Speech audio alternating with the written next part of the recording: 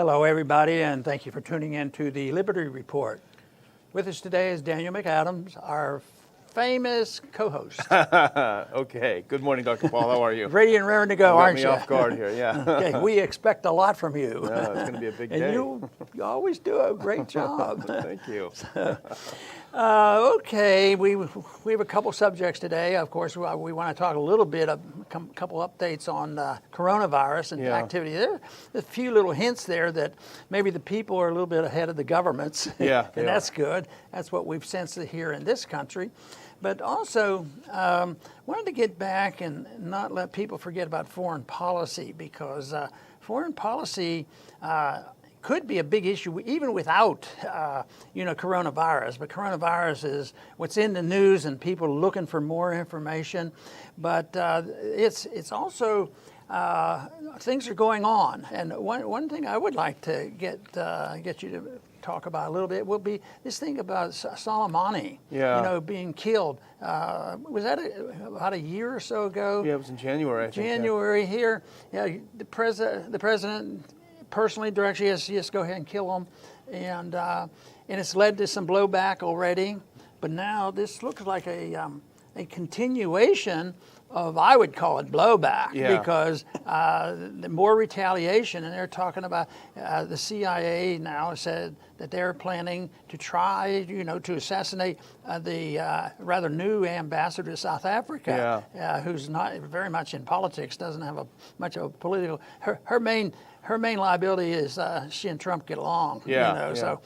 So it's probably a true story, but it might be a true fake story. Who knows? But it's serious, because that Soleimani, that was a major event to kill him. He was in charge of the Revolutionary Guard. That's the most prestigious, defense operation they have in Iran. Yeah. And then he was singled out. It was rather strange. It wasn't like he was, they used to picture Castro in fatigues out doing the fighting. This is exactly, he looked more like a diplomat. Yeah. Not that he wasn't quite capable of taking a pro-Iranian position and using the violence, but compared to what? Compared to what our CIA does, compared to our coups and the bombings and things that we do.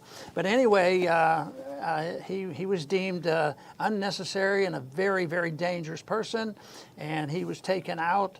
And I don't think it is going to go away, because there's been other things announced that we will make sure that our sanctions and embargoes and the Iranians have no ability to buy any weapons from China and China and Russia. That's all just aggravation that's going to keep this thing smoldering.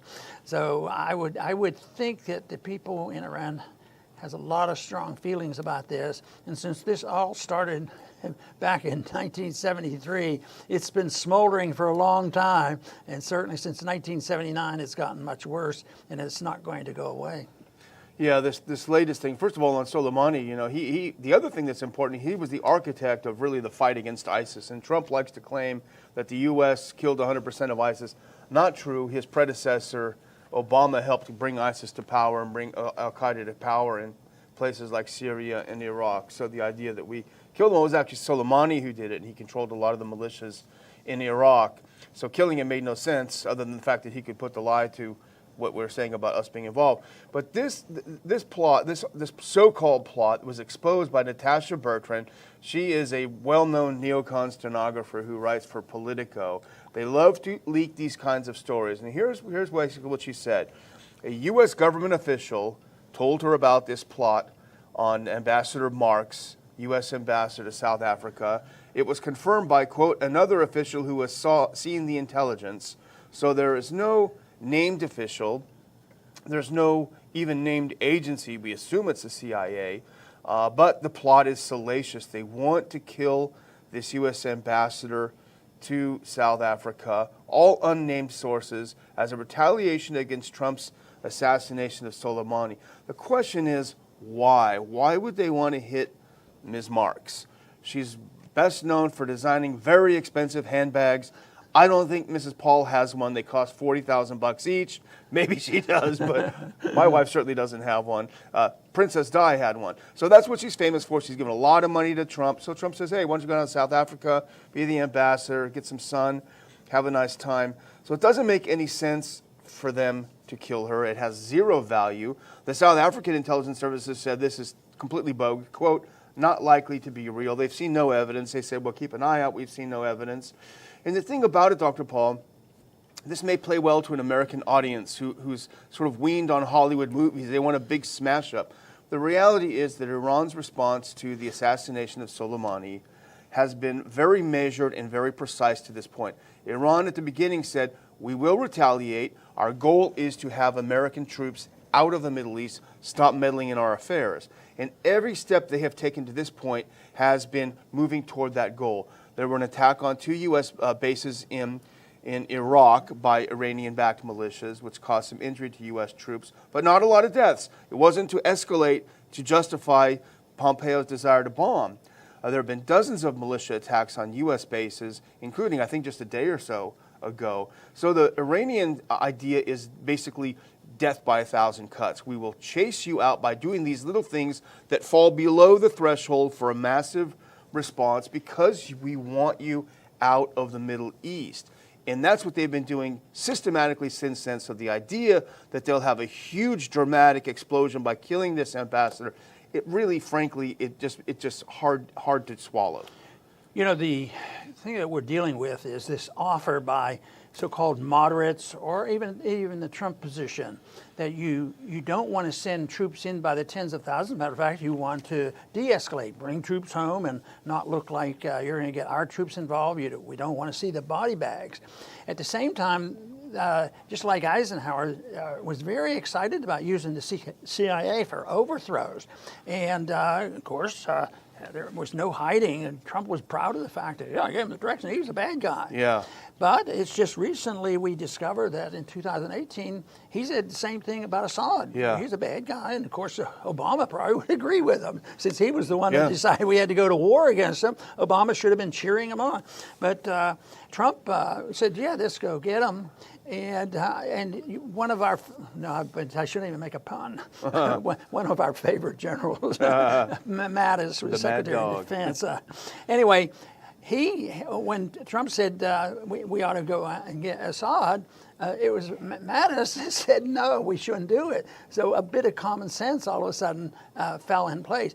But this idea that doing these kind of things and a little bit of retaliation here and there and a few people die, it will never eliminate the downside and the blowback potential of us getting involved like that. And that's what I fear. When the policies are wrong, they'll get out of control. Yes, we've gotten by. Fortunately, we haven't had to send in, what did George W. Bush send in? 250,000 or more troops in the Middle East. We had to remake the Middle East.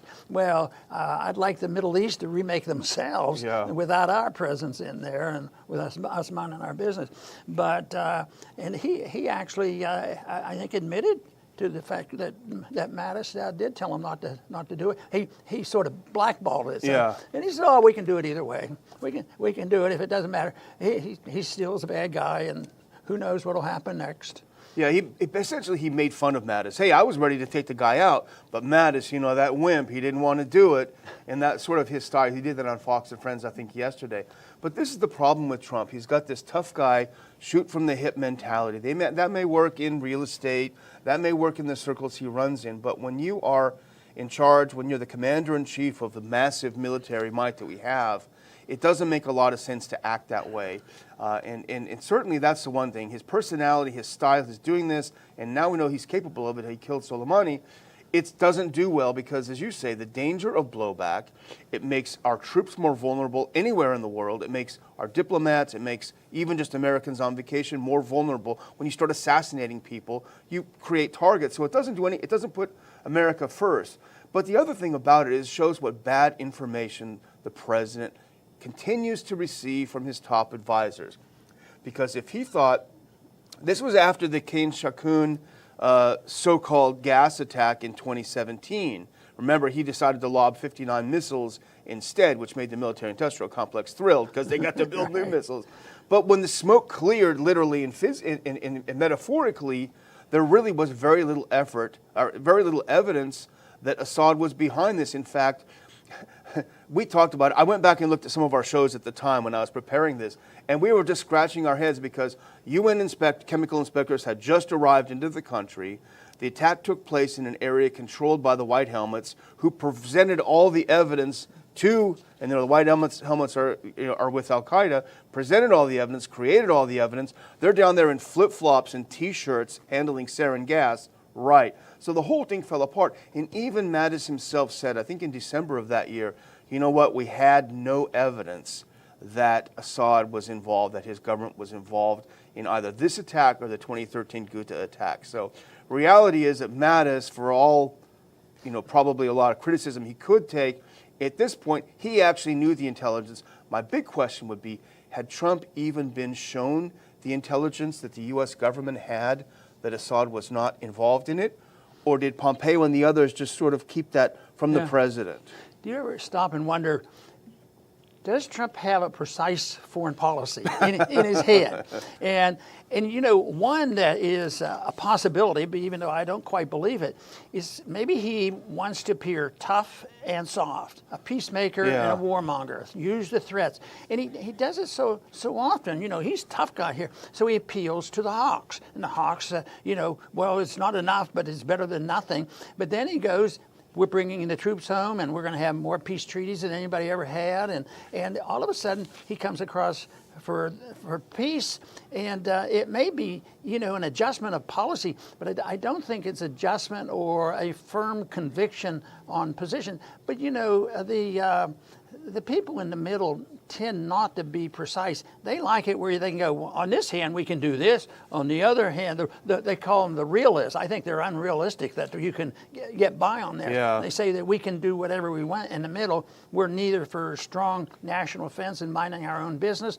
Certainly we wouldn't want an empire. And then they say that. And then they play these games. So I think that position in the middle is very dangerous, especially in economics, because if you're in the middle, you concede half of everything that's bad to the other side. You give up too much.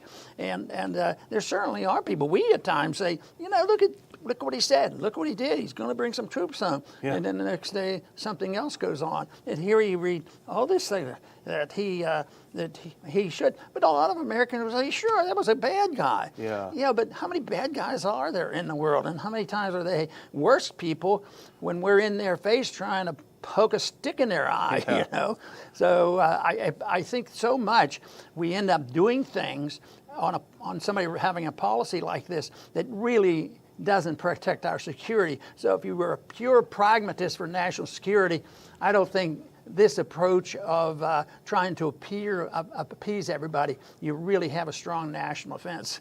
I vote for non-interventionism. And how many actual bad guys are we very much playing footsie with, like Mohammed bin Salman and all these guys? So, but the thing about this Politico plot, to kill, the Politico reported plot to kill the South African ambassador, this serves a purpose, and I think it's a propaganda purpose. And it's picked up breathlessly by our own American Pravdas, the Washington Post, the New York Times. You remember, Dr. Paul, just a couple of months ago, the headlines were screaming, Russia paying Taliban to kill U.S. troops in Afghanistan, as if the Taliban need a paycheck to do it. They don't want us there. But what it did is it raised the temperature of anti-Russian feeling, and it slowed the process at the time of us getting out of the longest war in history. So it served the purpose. The headlines were blazing, but a few months later, in fact, it happened just recently, General Frank McKenzie, who's the commander of the U.S. Central Command, he looked into the whole thing. He looked into all the claims. Of course, they were all made anonymously, and he said, it just has not been proved to a level of certainty that satisfies me. Basically, he said, the whole thing is bogus. It didn't happen. And you don't really get the headlines when it's debunked. You only get the headlines when you have the claims. And that really is the purpose. It's to justify the U.S. continued presence in the region, to prevent anyone from suggesting that we need to go home. And it's and unfortunately, Americans are the most propagandized people in the world. Yes, and we try to figure this out in a logical fashion. Sometimes that's a detriment because you say he does this and does something else, and it doesn't add up. But I think what helps us to sort this out would be the fact that there is a deep state. There are people behind the scenes. You say all of a sudden you read this in the news about these bad things. That's the media. That's the part of the deep state. And then when you get, the rest of the internationalists, the banking systems and the monetary system and all, they drive these sentiments, and they don't ever want to be challenged. And I see that Trump occasionally does challenge them. Yeah. And but it's not by a philosophy as much as when he gets a chance or when he can agree. I don't think he forces himself or says, well, I have to order this assassination because that's what they want me to do. I sort of think it fits his personality and what he really believes, but it doesn't fit the goals of having peace in the world. I mean, this causes a lot of friction and a lot of hate. And I keep thinking, going back to 1953, look how long the results of a coup by the United States and Britain getting rid of the leader of Iran at that time. So. Yeah, it still percolates. But the other thing we want to talk about, as long as we're talking about neocons pushing war, is Pompeo. And we both noticed the other day or yesterday that he said, we will never let Iran acquire Russian and Chinese weapons. Right. And that's a pretty bold statement for him to make, because my question was, what are you going to do about it? What are they going to do? Well, probably nothing, but that's appealing to some people. Yeah. The conservative hawks that want to hear more, and certainly if it's anti-China or something, people will love that. I think the falling through is secondary, and in 6 months from now, nobody's even going to remember about this. But if it's a realistic threat, it's not going to be an easy thing to do. What are they going to do? Our sanctions and all. I mean, technically, if anybody does it right now, anybody that trades with Iran is sanctioned. But we can't, we can't punish the Chinese and the Russians right now. There is some speculation that Putin might agree to sell the S-400s to Iran. I don't know that I see that happening, but if that's the case, the S-400s are a defensive weapon. They prevent against missile attacks and air attacks from invaders. So I wonder what the response would be if there was a deal to sell the S-300s or S-400s to Iran. The Russians and the Israelis have a very tenuously cordial relationship, and neither side wants to blow up that relationship out of the water. They do get along. They understand more in a more adult manner than our relationship with Israel, that both countries have important national interests in that region of the Middle East, and they have to find a way to get along. So what would happen? I think you're right. I think the only thing you'd see is, all right, darn it, we're going to sanction you and your cousins. Wait, I'm going to mention one more thing along the foreign policy line, short, and then talk a little bit about the coronavirus and some updates there. But the one little item in the New York Times is that it's been reported that our plans are to increase the drone war in Kenya. And I guess a lot of Americans are sitting around and saying, when are we going to kill more Kenyans? And why are we doing this? Oh, well, our government would say, Al-Shabaab is there. They're bad people, and yet I don't think they're going to invade our country. We're more worried. If we're worried about our liberties, we need to look to ourselves. That's who's stealing our liberties. This war on the virus is a real problem. That's what it is. But just one comment, if I can. And groups like Al-Shabaab, where did they get all these weapons that cause so much mayhem in Africa? Well, they got them from Libya after Obama and Biden and Hillary Clinton blew the country apart and all the weapons went everywhere. So blowback. And very close to being direct. We made some money on those deals. And you blow them up, and people don't worry. Oh well, we'll replace them. Exactly. And they live high on the hog. The people who manufacture equipment. Okay, I want to talk about an interesting thing on the Scientific American. Came out with an article on. The Scientific American is known for science. And I thought they had a pretty good reputation. And they have never gotten involved in presidential politics. unless it's behind the scenes. Yeah, you know? yeah. But anyway, they have a reputation for not doing it. But things are so bad, so destructive of our science, this is the time they are forced to endorse Biden. The Biden and all the liberals you see, running in the cities and the things that they're doing, they're going to enforce, they're going to support that type of violence and science. At the same time, they may be saying, it's the science on coronavirus. Well, it just happens that Trump's a lot more correct than anybody wants to give him credit for on some of that virus stuff. He's a little confused, but it's a lot better than what the Democrats are doing and how they want to have lockdown forever and forcing little kids to wear a mask. And boy, I hear more sad stories about little kids wearing masks. And so even that very superficial review, the science is, well, the best thing is that we just get these private groups out of the business of running the politics of it. Separate the science and separate the medical care and all from the government. But here, now they're going to do this. Are the Republicans right on science? Well, occasionally. Are the Democrats right? Well, I think they were at once. And then they get into this argument about which companies, are they Republican companies or Democrat companies who are going to get the money? And the money that has been spent so far on the viruses, the vaccines, has been huge. And you don't hear much of a political battle over that. Trillions of dollars is just going out there, and they never say, well, is this part of crony capitalism? Is this the kind of stuff that might lead to a more accurate description of what fascism is like? Now everybody's an anti-fascist in Republicans and Democrats, but they still both support the practice, crony capitalism, which is approaching the socialism and the fascism. Well, you reminded me when you mentioned about the kids in the masks.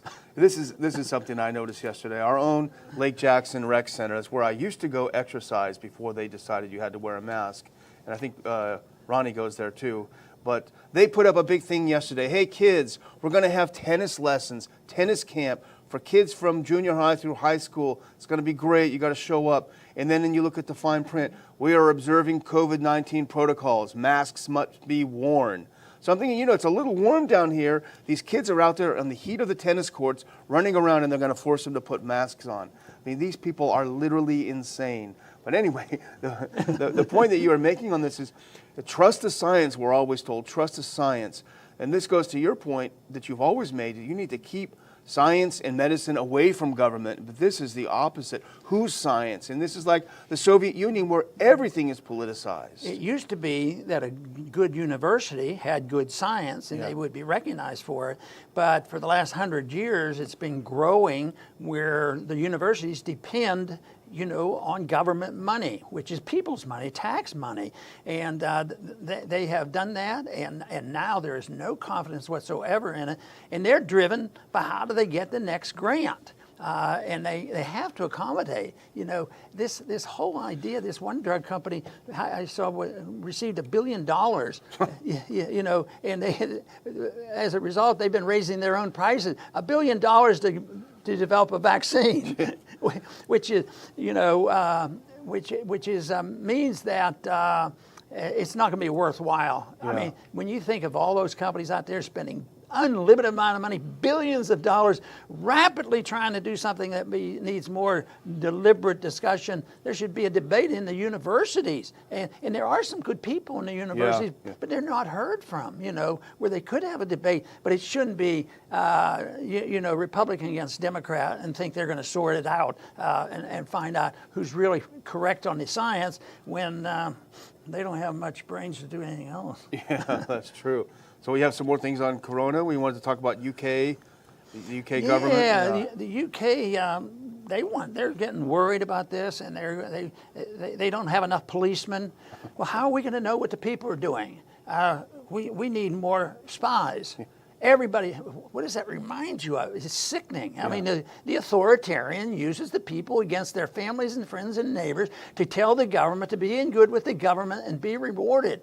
About the sickest, it probably didn't happen all the time or very often. The sickest story I can think of is when a teenager or a kid, reports. This is when, the worst kind of dictators like Hitler or somebody else. The kids would turn in their parents and they'd shoot the parents and reward the kids. Yeah. I mean, I can't think of anything sicker than that. But this whole thing is sort of reminding. But guess what? The people don't even like this idea. They say this is not a good idea, and this is in Great Britain. So maybe we'll wake up. There's a few people doing this now, and they should pay attention, because believe me, the people who would like to make this endemic worldwide constantly, even when the virus has been dissipated and disappeared and there's no problem, the problems will still be the authoritarians wanting to have these regulations. They're still going to control the kids. They've controlled the education for so long, and that's been some of our problems. That's where the kids have learned all this stuff,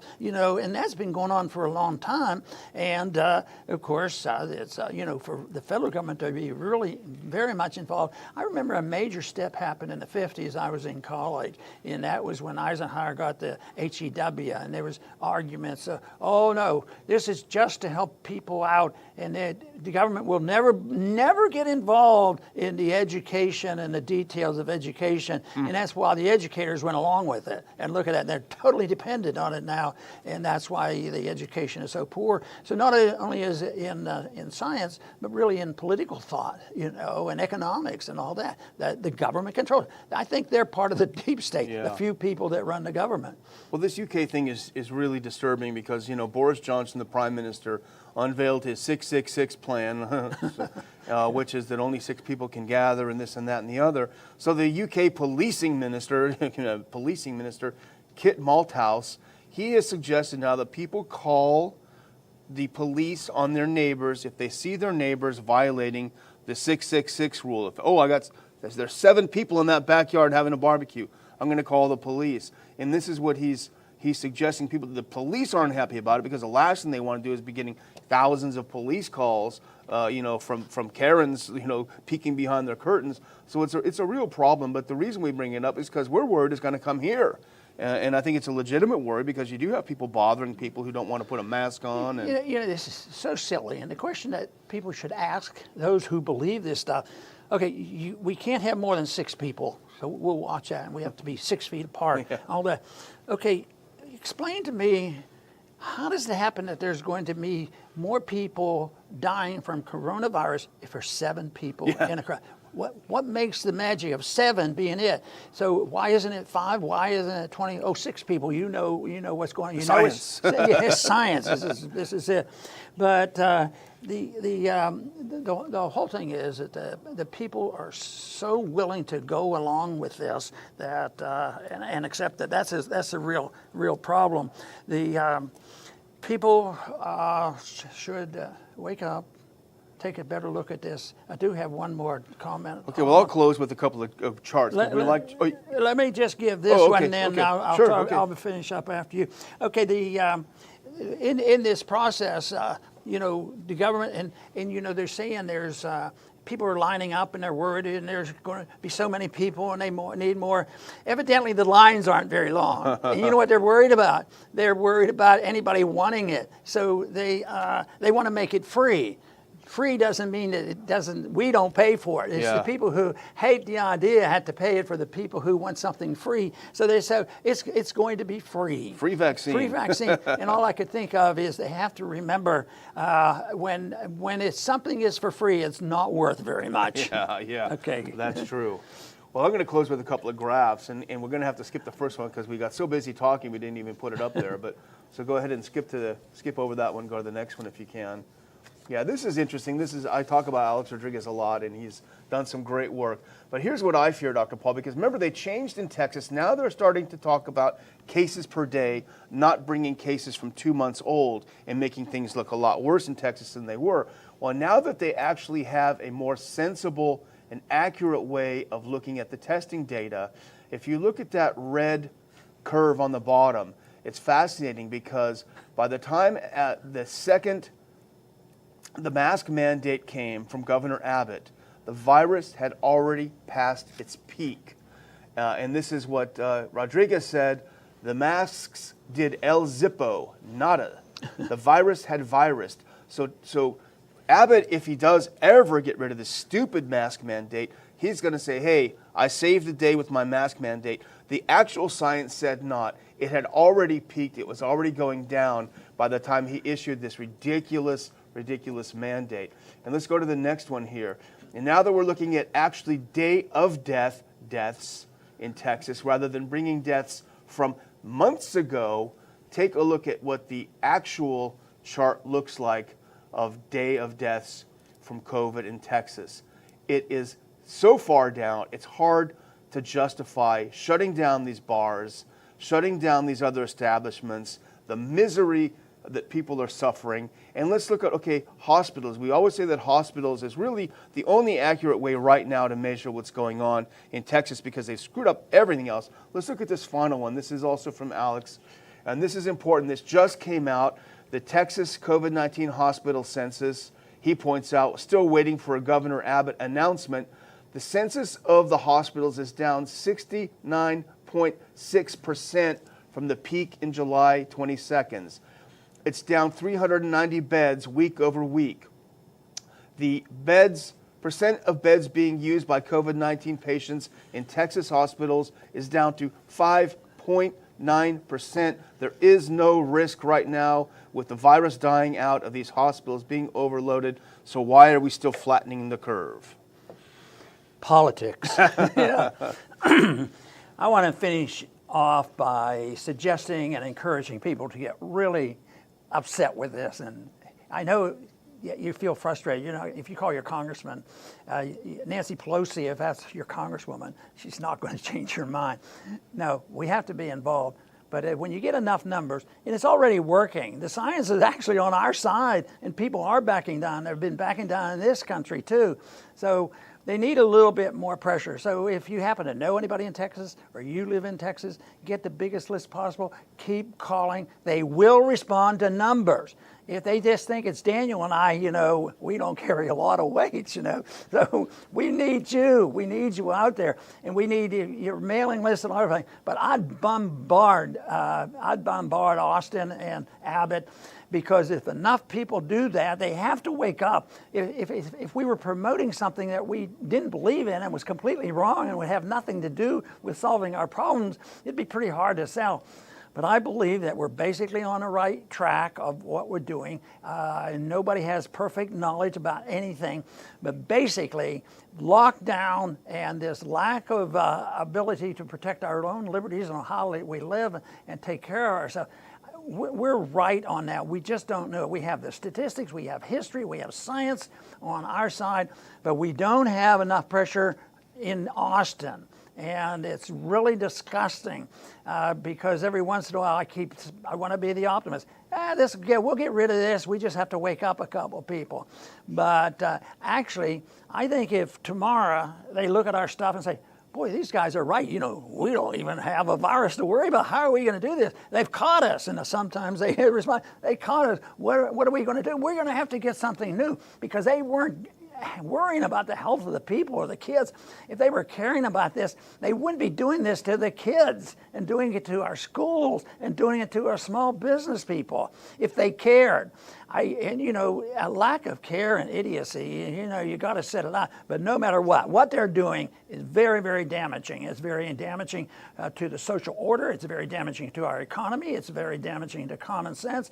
And it's about time they heard more from us. So I would ask you to consider that, sending a message to, especially right now, we're working hard on Abbott, but anybody you feel like. You don't have to write letters and complain in South Dakota. They're doing the right thing in South Dakota.